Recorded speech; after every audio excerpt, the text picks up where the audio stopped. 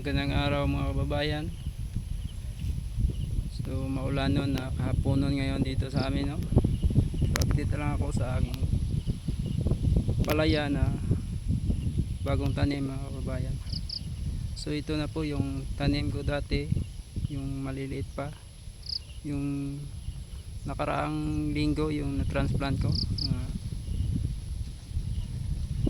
Mahigit 2 linggo na to ngayon. So nakaakyat na po siya. At saka naglagay na din ako ng bubong. Ito mga kababayan, yung bubong ko ng makabagan niya. So hindi siya matagal siya tumubo dahil laging umuulan.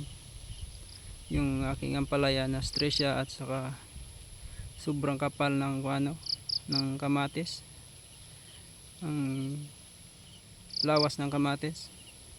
So hindi siya nakalusot agad sa galing sa ilalim nung maliliit pa siya dahil sa sobrang kapal ng katawan ng kamatis na nakatabon sa kanya. So ngayon na siya mga kabayan naka lusot yung kuha niya.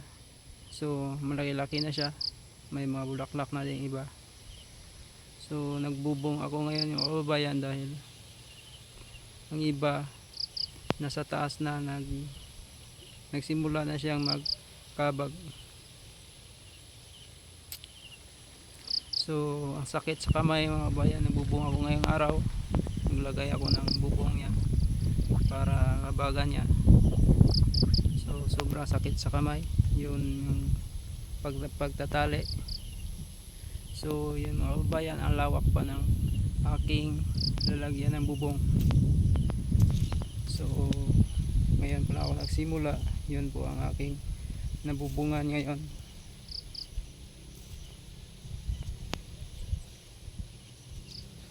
So ang kamatis, ang tagal na nito, ang tagal mamatay, hindi pa rin namamatay. Talagang kuhan siya sa ampalaya.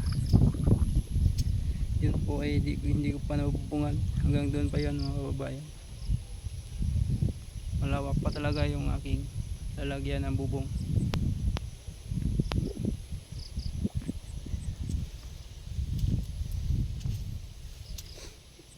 Hindi diretso ang tubo ng aking ampalaya dahil sa sobrang kapal ng kamatis. Wala naman siya bunga pero hindi pa siya namamatay dahil sa sobrang taba niya dati. Tagal niya mamamatay at saka ang lupa palaging malamig, laging basa dahil umuulan palagi dito sa amin.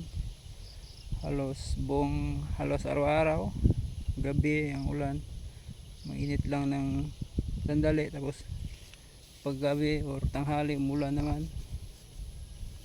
So hindi rin maganda mga kababayan yung ulan sa pananim dahil mababansot yung mga tanim pag palaging umuulan dahil may stress po siya sa ulan kasi matandog po siya mga kababayan sa ulan, lalo na malakas yung ulan.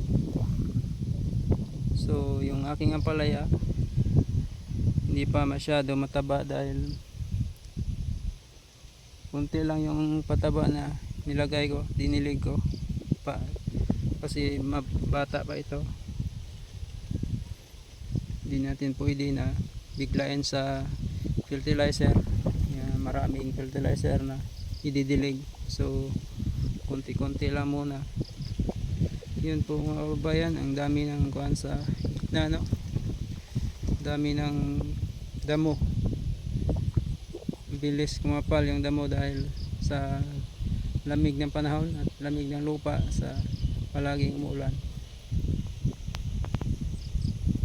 So ang palaya ko mga kababayan, ngayong January po ito, estimate ko na ito kasi yung ampalaya talaga isang buwan at kalahati lang ito dapat makaharvest ka na, no?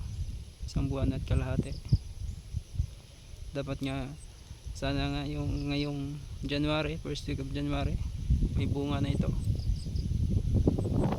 Pag maganda yung tubo talaga, pag hindi maganda yung tubo, yung pagtubo niya, aabot ito ng 2 buwan bago ikaw ma-harvest. So ang aking ampalaya, so medyo nasisira siya sa palaging umuulan. Na stress yung palaya at saka maraming uod ito eh. Palagi ako nag-spray. Kahit anong spray mo pag palaging umuulan, mabilis lang yung mga uod na dumami.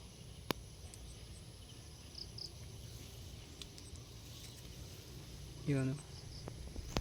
Saka hindi ko pa nasikaso agad itong mga kababayan. Hindi ko nasikaso sa pag-pruning bago ko lang ito na pruningan. Yun.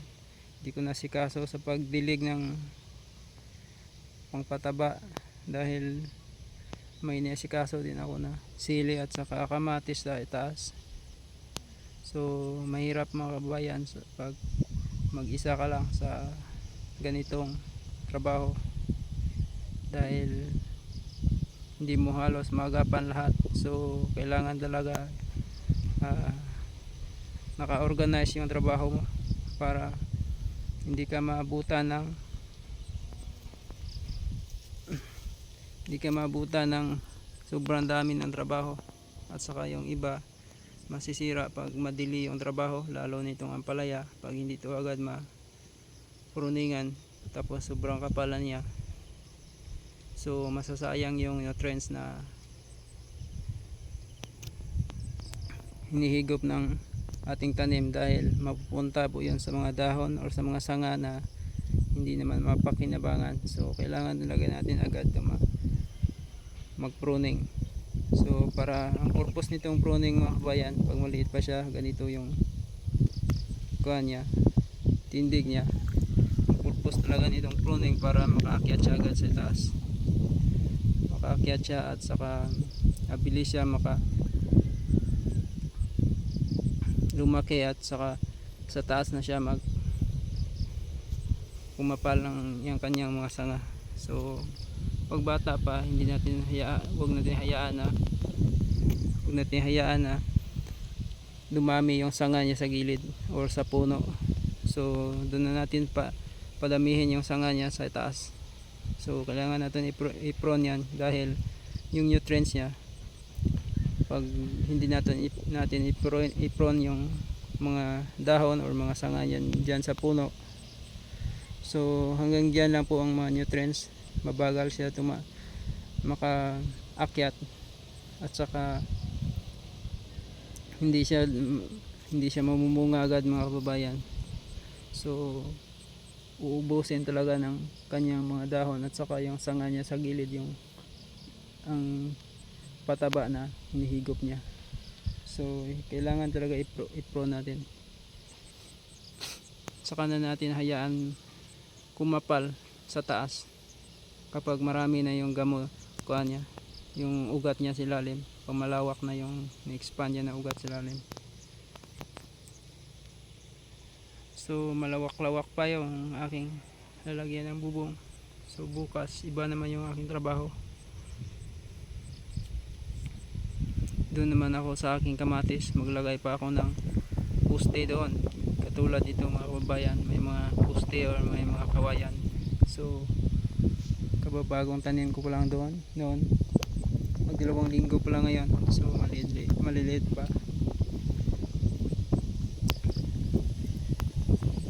So hanggang dito lang tayo mga kababayan. So salamat sa lahat ng aking tagapagpanood sa aking mga video. Salamat sa lahat ng aking subscriber, yung lalo na sa nag-like or sa subscribe.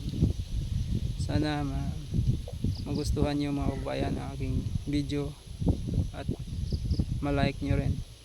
Yun lang po ang aking hiling mga kababayan sa inyo. At maraming salamat and God bless.